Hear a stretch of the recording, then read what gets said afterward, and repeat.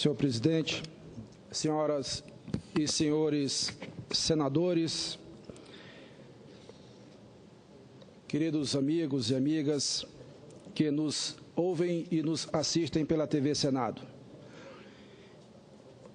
Senhor presidente, senhores senadores, permitam-me trazer a esta tribuna uma breve reflexão sobre um aspecto que, por inédito, ainda não sabemos aquilatar o seu alcance.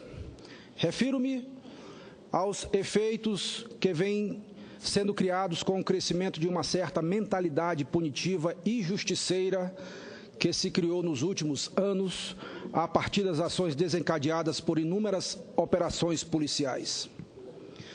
Partilho a opinião do ex-presidente do Supremo Tribunal Federal, ministro Aires Brito, de que as operações ganharam autonomia própria, o que é saudável e desejável. Vale dizer, nenhuma força política pode deter os avanços que a sociedade aplaude e apoia. Mas devemos estar alertas para alguns efeitos que corroem valores da política, quando não criminalizam a própria política. O combustível da política é o diálogo.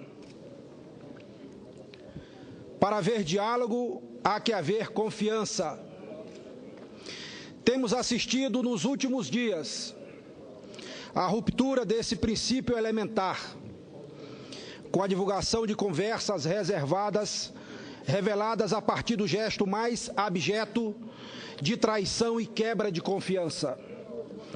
Ainda que essas revelações possam ser consumidas com júbilo no mercado da política, elas apontam para algo preocupante, que deveríamos cuidar com a atenção que dedicamos aos fundamentos da civilidade mínima que garante a sobrevivência das diferenças. Nenhuma animosidade, nenhuma disputa política, nenhum contraste entre adversários pode estar acima do valor fundamental da confiança. Custo crer que tenha havido algum tipo de incentivo, senhor presidente, ainda que velado, de agentes da Justiça para que um investigado incrimine outras pessoas com expedientes tão abjetos. Que os delatores se arrependam e confessem os seus crimes, que apontem os cúmplices. Tudo isso é desejável, mas não é cabível que, em nome de uma higienização da política, se afrontem valores nos quais se assenta toda a nossa concepção de sociedade. De tal modo, a traição é hedionda, que o mais misericordioso dos homens, Jesus Cristo, afirmou sobre Judas que: ai daquele por intermédio de quem o Filho do Homem está sendo traído, melhor que ele fora não haver nascido. Além disso, é bom que se diga, por mais moralizante que sejam as intenções, ao se transformar conversas privadas em espetáculo midiático, o efeito acaba contribuindo para a maior desmoralização da vida pública. Sem contar o flagrante desrespeito ao artigo 5º da Constituição, que diz expressamente que são invioláveis a intimidade, a vida privada, a honra e a imagem das pessoas. Não admira que o índice de confiança social das instituições políticas venha desabando a cada vez que é medido. Estamos criando um ambiente de desconfiança geral, que infelizmente já vem atingindo até mesmo o judiciário.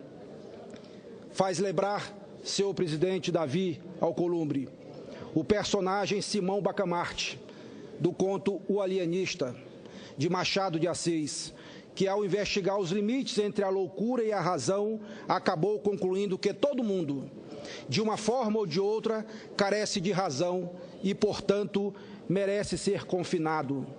Ao final, na impossibilidade de internar toda a cidade, optou por internar-se ele próprio, como o único representante da razão. Assim caminha nossa visão geral da política e das instituições. A quem interessa alimentar esse cenário? senão aqueles que pregam saídas autoritárias. Quando permitimos que os valores da política sejam rebaixados, estamos abrindo as portas para soluções messiânicas, para o esgarçamento das relações sociais. Repito, a política se faz com valores, não apenas com a administração de obras e de projetos. Não pode haver política sem uma utopia partilhada e sem uma ética validada na experiência. O ambiente que estamos vivendo, infelizmente, corrói essas premissas. Precisamos devolver à política essa dimensão que a torna um imperativo da vida em sociedade. Não podemos, finalmente, eu digo para concluir, senhor presidente, não podemos nos regozijar com o clima punitivo, ainda que atinja adversários políticos, pois as vítimas somos todos nós, cidadãos brasileiros. Ao afrouxarmos o respeito aos princípios constitucionais, estamos enfraquecendo o bem maior, que é a nossa democracia, de tal modo que, respeitosamente, contrariando aquilo que disse há pouco o meu antecessor, contrastando o que disse há pouco o meu antecessor, por quem tenho muito respeito, senador Telmário, que é adversário político do senador Romero Jucá. Lá no meu Maranhão, fazemos política também no campo oposto ao do senador Sarney. E eu não me regozijo com o que está acontecendo. Os adversários têm que se respeitar e podem até ser amigos. Política se constrói unindo as pessoas, não separando as pessoas. Eu, sinceramente, do que ouvi, como todo brasileiro, em relação àqueles áudios que envolvem o senador Sarney e o senador Renan, até onde eu ouvi, não vi nada que possa justificar medida tão drástica. Espero, sinceramente, que todos eles possam responder o quanto antes para provar suas inocências.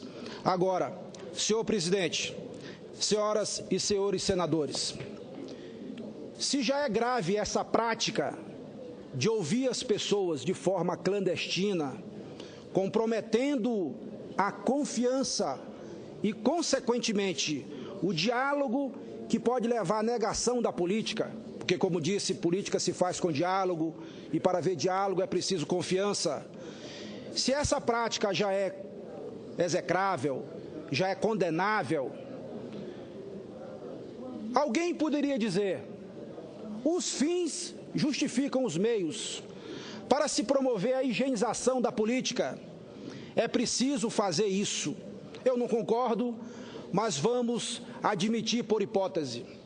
Agora, o mais hediondo de tudo, o que eu acho que é inaceitável sob todos os aspectos, muito mais do que a prática sobre a qual falamos há pouco, é exatamente o vazamento seletivo daquilo que é dito como segredo de justiça, de processo que corre em segredo de justiça, onde o próprio advogado da parte não tem acesso ao processo, mas a imprensa tem. Parte da imprensa tem, muitas vezes, e aí de forma seletiva é divulgado notícias e que levam a essa sensação que traz constrangimento, inclusive, a esta casa, como foi dito, a mais antiga e a mais importante da nossa República. De modo que eu deixo aqui essa reflexão, deixo aqui essa visão conceitual. Aqui não vai defesa de ninguém, porque tem aqui senadores, colegas que estão habilitados, aptos para fazer a sua própria defesa. Percebe-se claramente um ambiente de constrangimento no Senado Federal. Esperamos que esse ambiente que está aí levando essa desconfiança possa ser superado com os fatos que possam ser trazidos a público. De modo que eu agradeço a confiança e deixo aqui essa reflexão aos meus colegas senadores e senadoras e ao povo brasileiro. Muito obrigado.